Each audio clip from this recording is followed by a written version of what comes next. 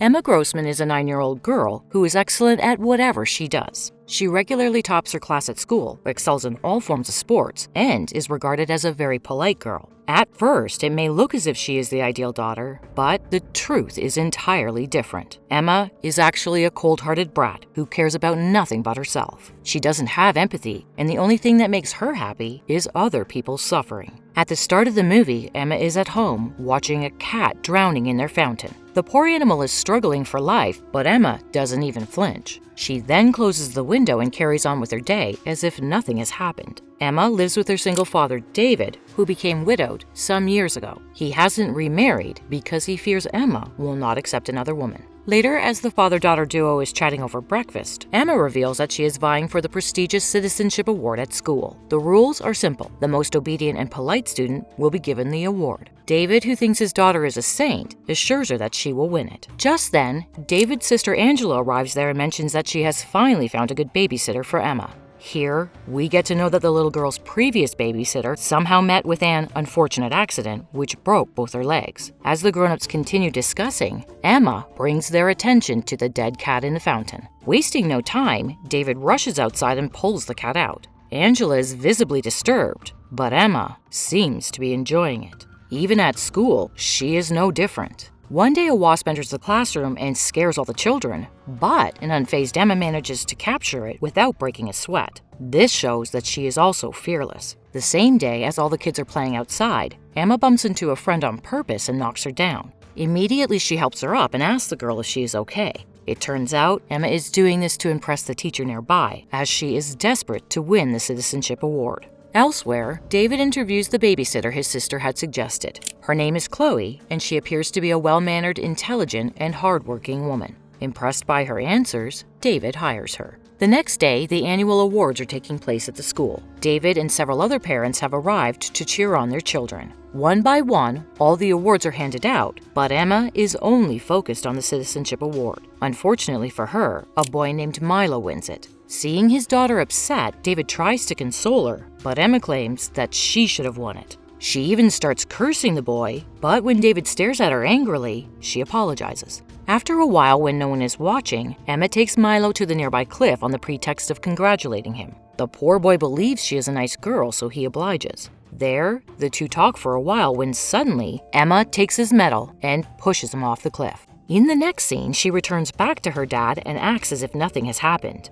Milo's parents have been looking for him for a while but have found no clues on his whereabouts. But just then, two girls arrive at the scene screaming for help. Several parents and teachers rush after them and reach the bank of the sea, where Milo has seemingly drowned. His parents try their best to resuscitate him, but to no avail. The poor boy has long passed away. The next morning, David, believing that Emma is distraught at her friend's death, tries consoling her. However, to his surprise, she quickly changes the topic like she doesn't care. After a while, the new babysitter Chloe arrives.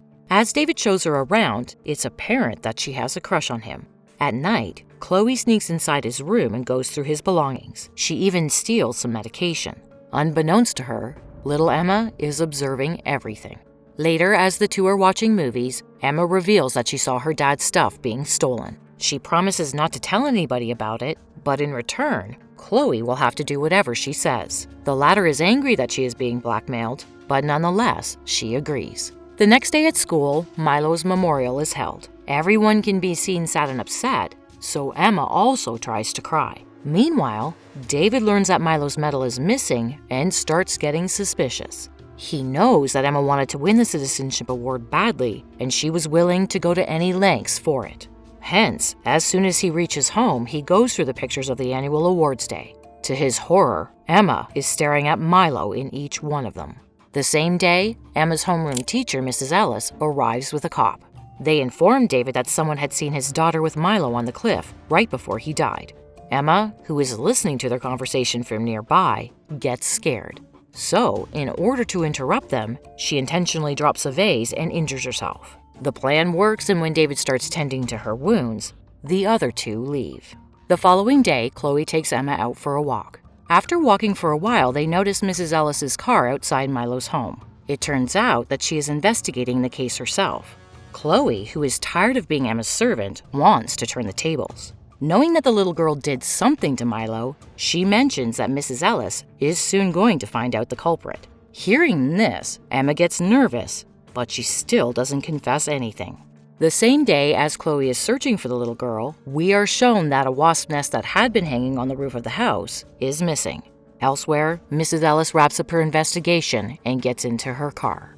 As she drives away, it is shown that the entire wasp nest is sitting in the backseat of her car.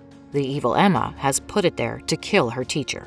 That night, Chloe does some investigation and finds Milo's medal under Emma's mattress. She cunningly places it on David's dresser, making him realize that his own daughter is the actual killer. He confronts her about it, but as expected, she makes up a lie. The revelation takes a huge toll on David's mind, and he starts having nightmares about Milo. He cannot believe that his little daughter is a killer. Nonetheless, the very next morning he takes Emma to Milo's home and returns the medal. The deceased boy's mom is perplexed as to how the medal ended up with her, but doesn't ask him. Instead, she reveals some shocking news. Mrs. Ellis has passed away because of a car accident. Apparently, someone placed a large wasp nest on the backseat of her car. Hearing the news, David is taken aback while Emma starts crying. She claims that Miss Ellis was her favorite teacher. However, on their way home, the evil girl instantly changes her demeanor and becomes happy. Now, she doesn't care about her teacher's death anymore. She just wants to go home and eat some cookies. Later, as David is working in his garage, he notices that the large wasp nest is gone. This makes him realize that the person who killed Miss Ellis is none other than his daughter. Scared that Emma has become a psychopath, he immediately books a therapy session for her the next day. However, the little girl is prepared for that, too. During the entire session, she acts extremely normal, like most children her age do. This makes the therapist conclude that Emma is a normal girl who has no defects whatsoever. That night, while David is away at an important business meeting, Emma decides to eliminate her next target, Chloe. She believes that the babysitter knows too much, and thus, she has to be silenced. To put her plan in motion, Emma goes to her dad's garage and makes a loud noise, prompting Chloe to go inside and inspect. Once she enters the garage, Emma locks it from outside. Soon, a fire breaks out inside the room, which is quickly spread because of the combustible chemicals present there. The poor babysitter begs to be let out, but Emma simply watches on with a menacing look. In no time, the fire engulfs Chloe and kills her. A while later, David arrives to see firefighters and police officers swarming his house. One of them reveals that Chloe has passed away. David instantly realizes that his little girl has added another victim to her collection. Fearing that she may cause more carnage if not stopped, he decides to confront her again. At night, while the two are alone, he politely asks her if she killed Milo. At first, Emma refuses to say anything, but when David reassures her that he will not tell anyone about it, she finally admits to killing Milo. She also reveals that she tried to kill her previous babysitter, but only managed to break her legs. David inquires if she placed the wasp nest in Mrs. Ellis's car, and the little girl replies with a yes. Without any signs of remorse, she simply says that she won't do it again. Hearing all this, David almost has a heart attack. On one hand, he wants to stop innocent people from dying, and on the other hand, he wants to save his daughter from the authorities. Hence, the very next morning, he takes Emma to their lake house, which lies in an isolated part outside the city. There, they are welcomed by their housekeeper. Although they are far away from other people, David is anxious that his own daughter might attack him, so he has started carrying a gun. The entire night he holds it in his hand, thinking of ways to solve the problem. The next morning, as he is asleep, the evil girl closes all the windows, turns on the gas stove, and exits the house. She wants to kill him, but in a way that the authorities won't suspect her. Fortunately, David wakes up in the nick of time and turns off the stove. He then immediately opens all the windows and runs out of the house. Realizing that his worst nightmare has come true, he approaches Emma and asks her why she did that. The latter replies that if she manages to kill him, she can live with the only person she likes in the world, Aunt Angela. Hearing this, a nervous David holds her hand and takes her back inside the house. Now, he is clear on what he should do next. In the next scene, he mixes some sedatives inside Emma's hot chocolate and gives it to her. He also drinks some from his cup so as to not arouse any suspicion. After he tucks her to sleep, he calls his sister Angela and explains everything to her. As expected, she does not believe it, so David simply says that he has no other option before hanging up the call. That night, while he is asleep, Emma enters his room and places the gun in his hand. She wants the scene to look as if David took his own life. However, when she fires, the bullet narrowly misses him and strikes the pillow beside him.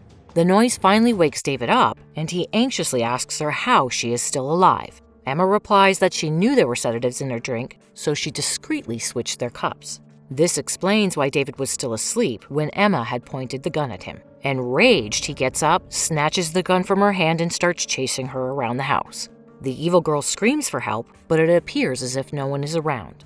After a while, David finally corners Emma inside the bathroom and is about to shoot her, but just then, the caretaker arrives with his rifle.